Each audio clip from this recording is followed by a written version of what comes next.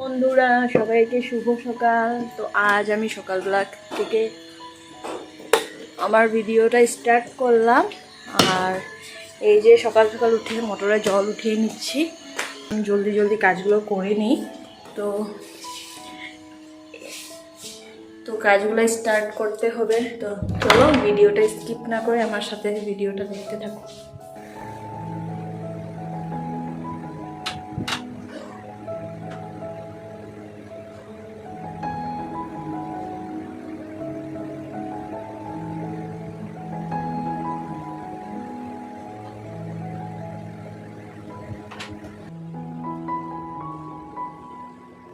আর এদিকে দেখো চলে আসলাম বিছানাটা উঠানোর জন্য। তো বিছানাটা উঠিয়ে জলদি জলদি ব্রেকফাস্ট বানিয়ে খেয়ে নেব। আর তারপর পূজাও দিতে লাগবে। আজকে কাজে প্রচুর দেরি হয়ে গিয়েছে। আর কী হয় বলো তো, কাজে যদি দেরি হয়ে যায় তাহলে মানে কোথার থেকে কাজ করবো আর কখন শেষ করব কিছুই বুঝে পাই না। তো ভাবলাম না, বসে থাকলে তো আর হবে না, তাই ভাবলাম যে ঝটপট করে কাজগুলো সেরে নিই। তো এই যে বিছানা উঠিয়ে একটু পরিষ্কার করে নিলাম। আর এদিকে মানে কি বলবো, অফ দিনে এগুলো করতে লাগে, রোজ তো পারা যায় না, কেননা আমার অফিসও থাকে। আর অফিস করে ঘর সাফা করা রোজটা আমার পক্ষে সম্ভব হয়ে ওঠে না।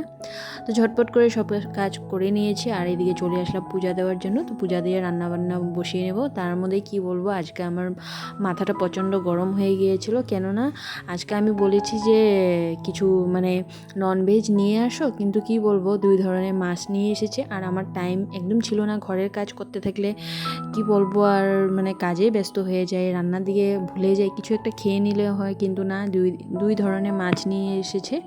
সেই জন্য ও আমার মাথা গরম দেখে ও নিজে মাছ ধুয়ে সুন্দর করে ভেজে রেখে দিয়েছে। তারপর আমি চলে আসলাম পূজা টুজা দিয়ে সব কাজ সেরে রান্না করার জন্য।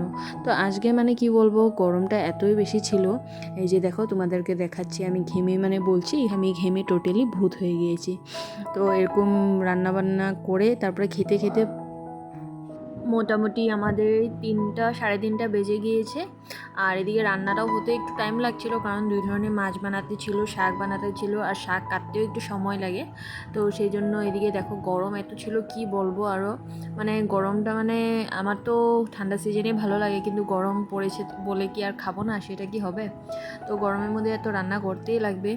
তো যারা যারা হাউসওয়াইফ আছে তাদের কিন্তু গরমের দিনে রান্না করতে প্রচণ্ড কষ্ট হয়। আর এটা তো কি বলবো, মানে ডেইলি লাইফের একটা মানে পার্ট। তো এটা তো করতেই লাগবে মেয়েদের, যখন মেয়ে হয়ে জন্ম নিয়েছি তো রান্নাবান্না তো করতেই লাগবে। তো এই যে তোমাদেরকে দেখিয়ে দিচ্ছি, রান্নাবান্না আমার শেষ। এদিকে ইলিশ মাছের পাতলা করে ঝোল বানিয়েছিলাম বেগুন দিয়ে, আর এদিকে বাহু মাছের ঝোল মানে চচ্চড়ি টাইপ বানিয়েছিলাম, আর এদিকে শাক বানিয়েছিলাম। আর খাওয়া দাওয়া আমাদের হয়ে গেল। তারপর এসে পড়েছি সাফাই অভিযান চালানোর জন্য। তো এই যে সাফা করে নিচ্ছি।